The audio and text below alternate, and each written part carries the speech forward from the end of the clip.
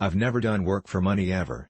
If your choices are based on grosses and the film doesn't do well, what does that mean? It leaves you with nothing. With each film, I love working on the story and the characters. The stunts, each time, we keep pushing ourselves harder and harder.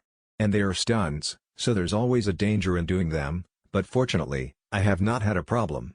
I have not missed a day of work, ever, in my career. I'm always there early. And I train very hard, and we prepare very carefully for each one.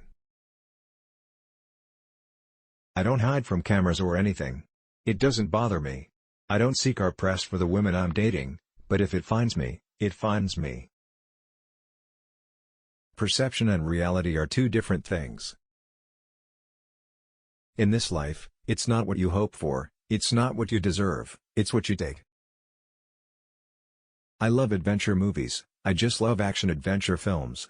It's pure cinema and you go in and you're lost to it. To me, it's that challenge. I want to give an audience that ride, that entertainment.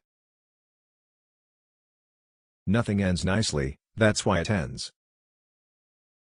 Whether it's making a film or raising my children, personally I'm striving to do the right things and to learn. Talk is overrated as a means of settling disputes. When you have to cope with a lot of problems, you're either going to sink or you're going to swim.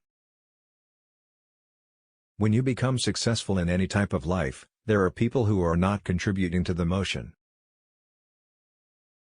When I was about 7 years old, I had been labeled dyslexic.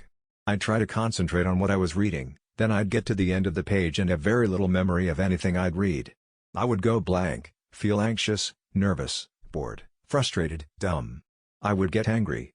My legs would actually hurt when I was studying. My head ached. All through school and well into my career, I felt like I had a secret. When I'd go to a new school, I wouldn't want the other kids to know about my learning disability, but then I'd be sent off to remedial reading. I'm a good listener, I think it's the one characteristic that's most important. I disagree with people who think you learn more from getting beat up than you do from winning. Every time I make a mission movie or other films, people kind of look at me and go, well, now what? What's next? I think there's always going to be another mountain. I think there's something always in store. I feel lonely at times, but I don't want to get into a relationship with someone if it is not right. I'm not the type of person who just does things to do them. I feel good about the fact that I finally found something I love. I never lived in one place for very long, that's the way my whole life has been.